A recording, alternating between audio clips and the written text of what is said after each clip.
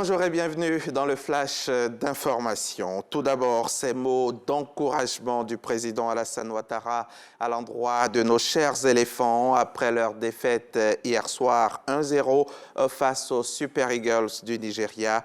Le chef de l'État les assure de son soutien et de sa confiance pour la suite de la compétition. Nos pachydermes méritent notre fierté.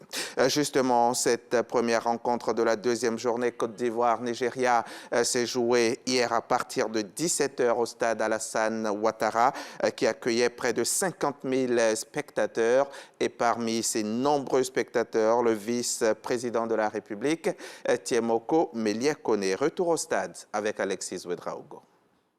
À l'affiche, ce jeudi au stade Alassane Ouattara d'Ibampé, les éléphants de Côte d'Ivoire face aux aigles du Nigeria. Dans les tribunes, quelques minutes avant le début du match, les supporters s'échauffent. Actuellement, c'est chaud, mais ça va. Les Ivoiriens, on est là pour ça, on va les supporter et puis ils vont gagner. Du côté des loges officielles, personnalités publiques, membres du gouvernement, Premier ministre, en tête le vice-président, sont confiants. À la mi-temps, l'espoir reste au beau fixe. C'est que Fofana, il tient vraiment l'équipe. Une faiblesse au niveau de l'équipe, au niveau de Serge Aurier qui se réveille. Et puis on veut qu'il revienne en forme. On est là pour eux, il faut qu'elle se donne encore. Donc on fait la victoire ou rien. Ok, on a ça. Ils auront tué le match. Mais je pense qu'à partir de la deuxième mi-temps, on va mettre un but. Sinon c'est équilibré. Le match c'est propre. Nigeria joue bien, la Côte d'Ivoire joue bien, mais on va gagner. Nigeria va gagner. À la reprise du match, le but du Nigeria vient comme un coup de massue. Les supporters sont abattus.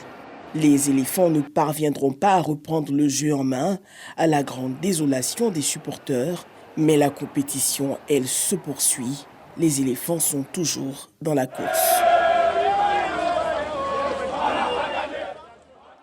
Outre le match Côte d'Ivoire-Nigeria qui a été remporté par les Super Eagles, vous l'avez vu, malheureusement.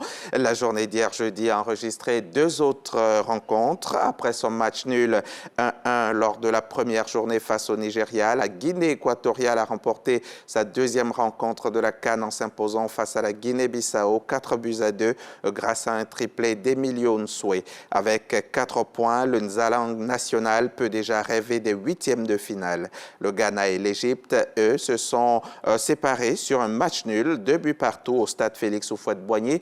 Un partage des points qui n'arrange personne au terme du choc de ce groupe B. Alors que Félix Tshisekedi prête serment ce samedi, les élections du 20 décembre en RDC sont contestées. À Bukavu, dans le sud Kivu, l'opposition et les mouvements citoyens peinent à tourner la page et réclament toujours l'annulation des différents scrutins. Les candidats malheureux à la présidentielle, Martin Fayulu et Moïse Katumbi, ont appelé les Congolais à la mobilisation pour dénoncer des fraudes présumées. Les résultats ne reflètent pas la vérité des urnes, selon les structures citoyennes, pour qui l'invalidation de 82 candidats députés par la centrale électorale conforte la thèse d'un rendez-vous électoral manqué.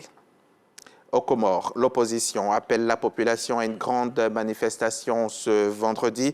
La journée d'hier a encore été marquée par des heurts entre protestataires et forces de l'ordre, particulièrement dans la capitale Moroni. De sources médicales, un manifestant a été tué par balle et au moins 5 autres blessés, dont un grave. Les forces de l'ordre ont aussi procédé à de nombreuses arrestations. Le mouvement de protestation a débuté mercredi suite à l'annonce des résultats de la présidentielle de dimanche. Azali Assoumani a été réélu avec 62,97% des voix et un taux de participation de 16,30%, mais l'opposition dénonce une grossière fraude, pointant l'écart entre les 190 000 votants pour les élections des gouverneurs et les 55 000 pour la présidentielle, alors que les deux scrutins étaient couplés.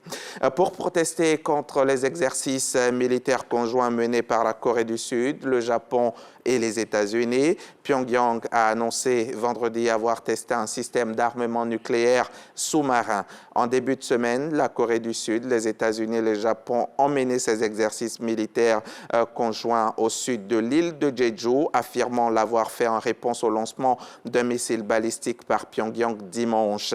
Les exercices ont impliqué 9 navires des 3 pays, dont le porte-avions à propulsion nucléaire américain USS Carl Vinson. L'annonce de l'essai d'un sous-marin pourrait donc être un signe clair du déploiement des drones AL dans les flottes navales pour leur utilisation. Fin de ce flash, rendez-vous à 11h30. Je dis bien 11h30 pour le journal de 13h.